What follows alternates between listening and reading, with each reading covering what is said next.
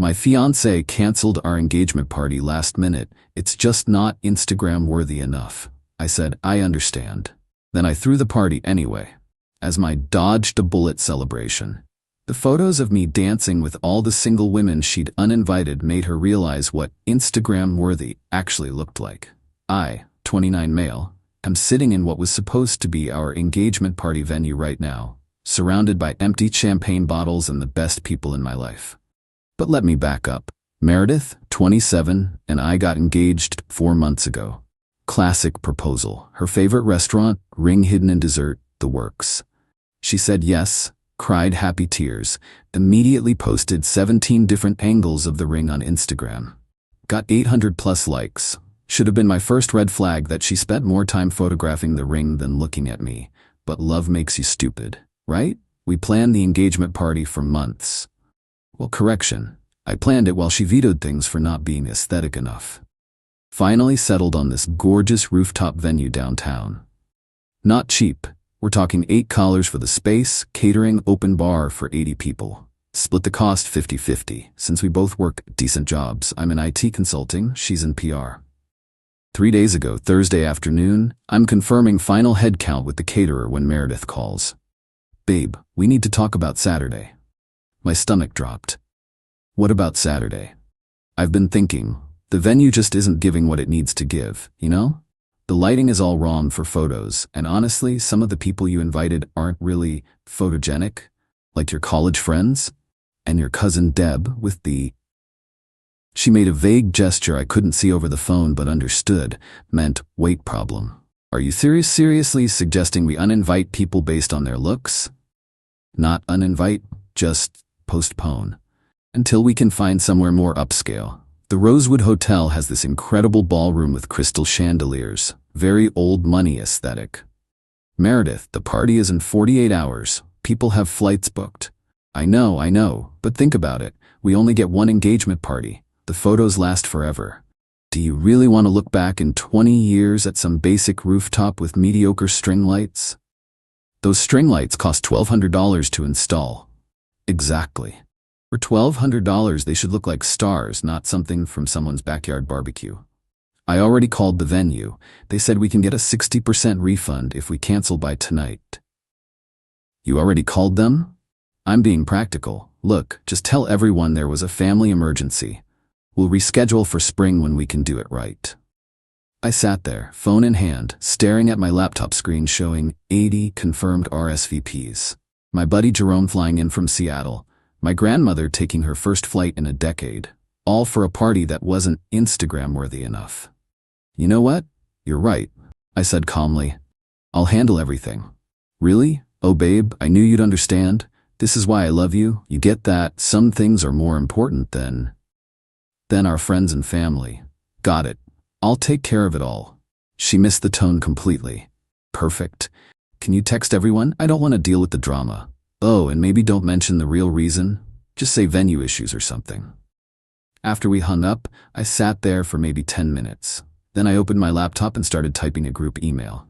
Subject, important update, engagement party, this Saturday. Hey everyone, just wanted to let you know there's been a change of plans regarding the engagement party. Meredith has decided the venue isn't Instagram-worthy enough and wants to postpone indefinitely. However, since you've all made plans and I've already paid for everything, I'm throwing a party anyway. Same time, same place, same open bar. Just a different theme. It's now my dodged a bullet celebration. Dress code, whatever makes you feel good. Photogenic not required. See you Saturday. Then I did something petty. I texted Meredith, all handled, everyone's been notified. She replied with 3 heart emojis and, you're the best. Yeah, we'll see about that. Update 1, holy hell, I didn't expect this to blow up. To everyone asking, yes, this is real, and yes, the party happened last night. But first, let me tell you about Friday. Meredith found out about the email around 2 p.m. when her sister Astrid called her screaming.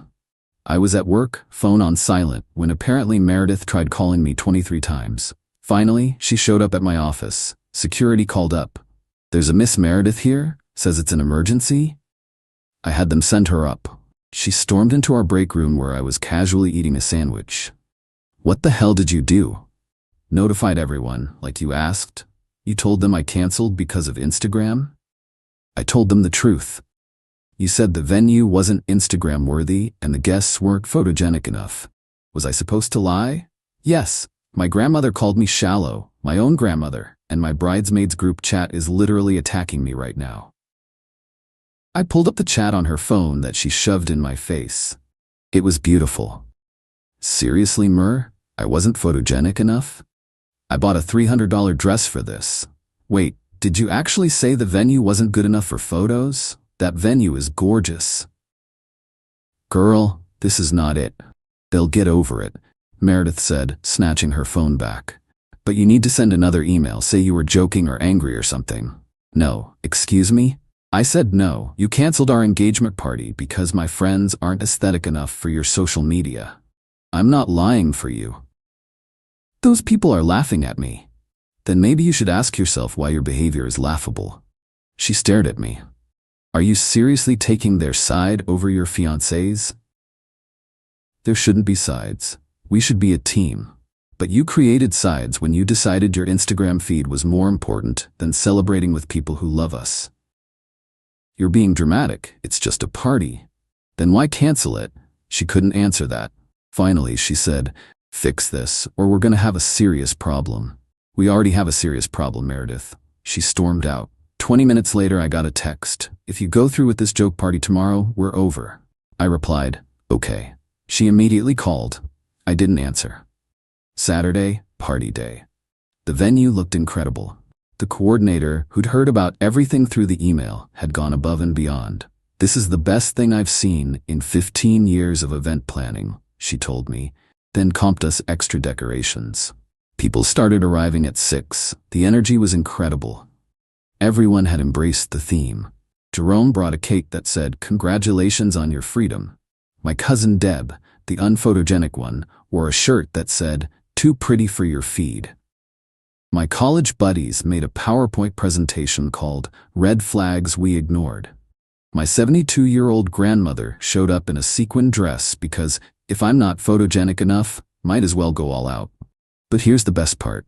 Around 8 p.m., all the single women at the party, and there were quite a few, decided to do a group photo recreating typical bridesmaid poses but with me in the middle instead of a bride. Denise, who'd apparently chosen Team Me in the breakup, was there and posted it immediately with the caption, "When you realize the groom was the catch all along." Within minutes, Meredith was blowing up my phone. I turned it off. The party went until 2 a.m. The DJ, who also heard the story, played Before He Cheats and Thank You Next for free. Everyone shared their own stories of dodging bullets in relationships. My buddy's wife admitted she almost didn't marry him because he wasn't tall enough for her wedding photos, and how stupid she felt about that now. By the end of the night, I'd danced with every unphotogenic person there, taken approximately 200 photos that were about joy, not aesthetics, received 7 phone numbers from friends of friends. Not ready for that, but nice for the ego. Heard from at least 12 people that they never really liked Meredith anyway. Learned that Meredith had apparently asked 3 different bridesmaids to lose weight before the wedding. That last one hit different. Update 2. Sunday morning came with a vengeance, both my hangover and Hurricane Meredith. She showed up at my apartment at 9 a.m. with Astrid and her mom Catherine. I answered the door in yesterday's clothes, probably reeking of whiskey. "You look disgusting," was Meredith's opening line. "Thanks, why are you here?" Catherine pushed forward. "To talk sense into you. How dare you humiliate my daughter like this?" "I didn't humiliate anyone. I told the truth. You turned our family into a laughingstock. Everyone's talking about it. Even my book club saw the photos." Ah yes, the photos. Turns out the party had gone viral in our social circle. The bridesmaid photo with me had over 500 likes. Someone had made a TikTok about the dodged a bullet party concept that got 50K views overnight. The venue had asked if they could use our story for marketing. I said yes. "You need to fix this," Catherine demanded.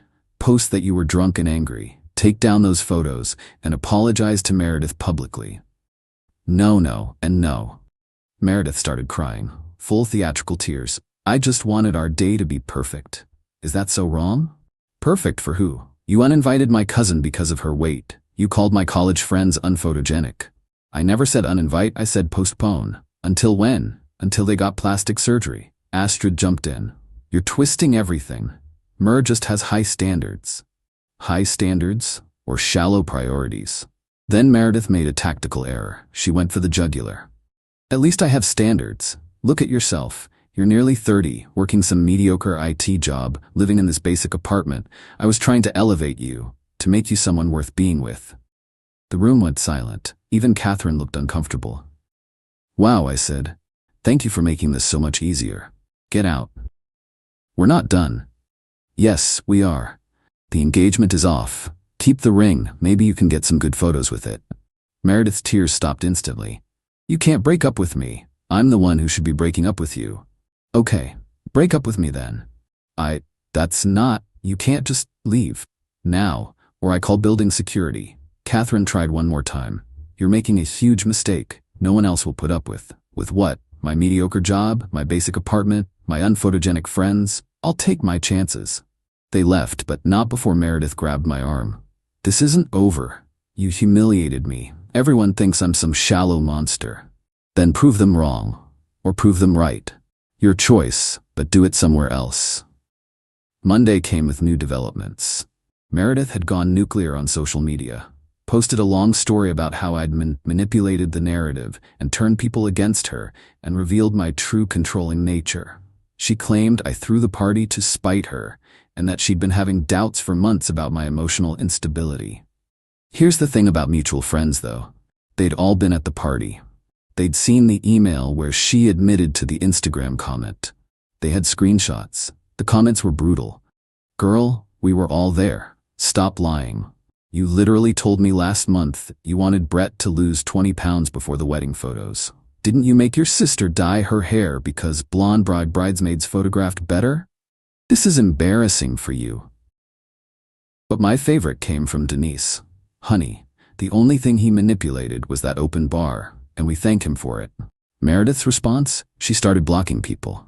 Anyone who didn't immediately take her side got cut off. By my count, she blocked about 40 people in 2 days. Then came the voicemails. When I wouldn't answer her calls, she left increasingly unhinged messages. You've ruined my reputation. No one will ever take me seriously again. My influence is gone because of you. She had 3K followers.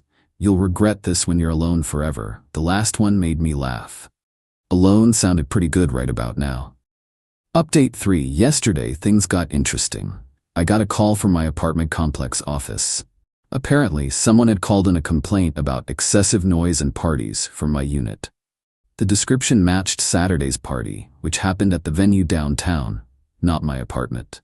Then my boss pulled me aside. Someone had sent an anonymous email to our HR department claiming I was unstable and had publicly humiliated a coworker. Meredith doesn't work with me, and suggested I might be a liability to the company culture. My boss, who'd actually been AT the party with his wife, told me not to worry about it, but to document everything. But the real kicker came last night. Meredith's dad, Robert, who'd been suspiciously quiet through all this, texted me. Can we talk? Man to man? I agreed to meet him for coffee this morning. Robert's always been reasonable, so I figured why not. He showed up looking tired. I'm gonna cut to the chase. Meredith wants to sue you for the deposits she put down for the venue. She got a 60% refund when she canceled. I paid for the rest to keep the party going. She says that money was supposed to go toward the new venue. What new venue? She never booked anything. I have texts where she says she wants to postpone indefinitely. He sighed. Look, I know my daughter. I know she can be particular. But this has gotten out of hand. She's talking about defamation, emotional distress, all sorts of legal nonsense. She publicly admitted she canceled because the venue wasn't good enough for photos. That's not defamation, it's her own words. You didn't have to broadcast it to everyone. She asked me to lie to 80 people who'd made plans. I chose honesty. Robert stared into his coffee. Between you and me, Catherine and I never liked how Meredith treated you. The constant criticism, the demands, the way she'd embarrass you in front of people. We hoped marriage would mature her. Marriage doesn't fix people, Robert. No, I suppose it doesn't. He paused. The legal threats are empty. I've told her we won't pay for a lawyer for this nonsense. But she's spiraling. Fired her social media manager because the girl liked one of the party photos. Demanded Astrid cut off anyone who went to your party. She's burning every bridge she has. That's not my problem anymore. No, it's not. But can I ask you something? Was there someone else? Is that why you threw the party? To show off some new girlfriend? I showed him my phone. Look at the party photos. Do you see me with any particular woman? I danced with grandmothers, cousins, friends' wives. This wasn't about revenge or showing off. It was about choosing to celebrate with people who actually care about me, not their Instagram feed. He nodded slowly. You're better off without her. I'm starting to see that. As we left, he shook my hand. For what it's worth, the party looked fun. Catherine was furious she wasn't invited. She would have been if her daughter hadn't canceled it for being insufficiently photogenic.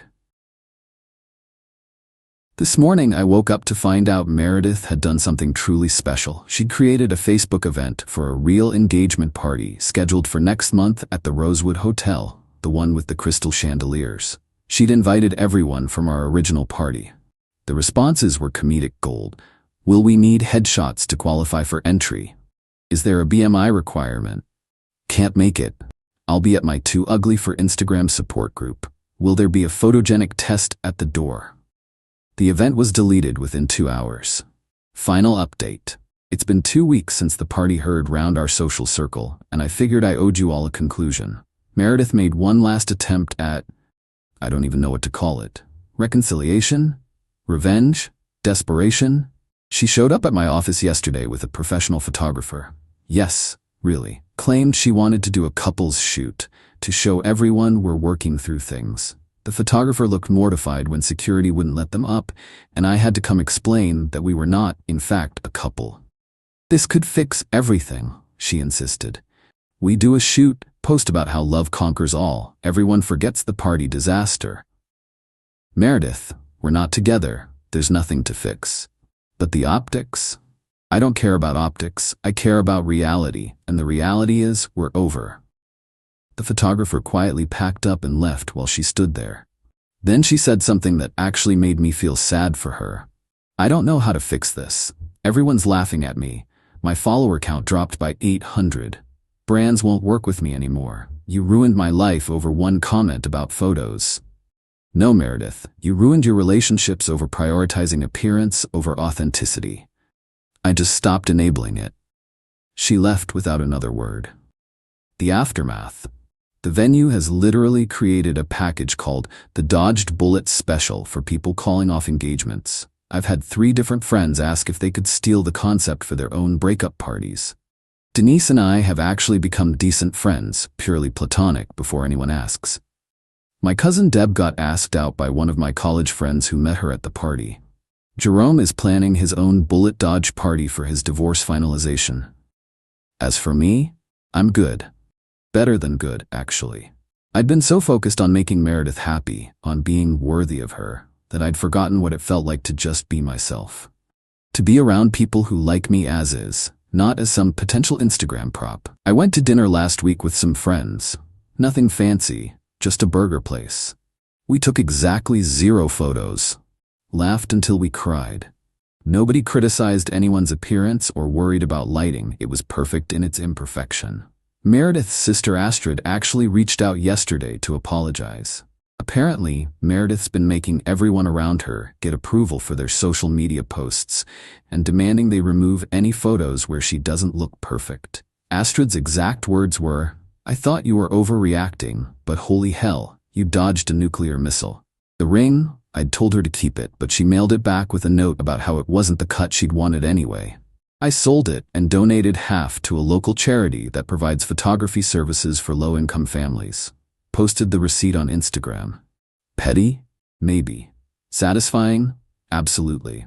Looking back, the red flags were everywhere. The way she'd crop people out of photos. The constant retakes. The time she made me change shirts 3 times for a casual coffee date photo. The way she'd angle herself in front of anyone she deemed less attractive in group shots. But you know what the craziest part is? I genuinely thought that was normal. That being constantly criticized and found wanting was just part of being in a relationship. that love meant changing yourself to fit someone else's aesthetic. Turns out love should be about choosing someone whose flaws you wouldn't airbrush out, who you'd want at your party even if they showed up in sweatpants, who makes your life better by being real, not by being photogenic. So yeah, I threw a party to celebrate dodging a bullet, and honestly, it was the most Instagram-worthy thing I've ever done. Not because of perfect lighting or aesthetic guests, but because every single photo radiated genuine joy. Meredith's still posting. Lots of motivational quotes about knowing your worth and cutting out toxic people. The comments are mostly from bots she probably bought. Meanwhile, the photos from our party are still being shared, tagged with Dodged a Bullet Party. Oh, and my grandmother? She's informed me she expects an invitation to my next not wedding party. Already has her outfit planned. Worth every penny of that venue deposit. Thanks for following along, Reddit. May all your parties be filled with beautifully unphotogenic people who actually give a damn about you.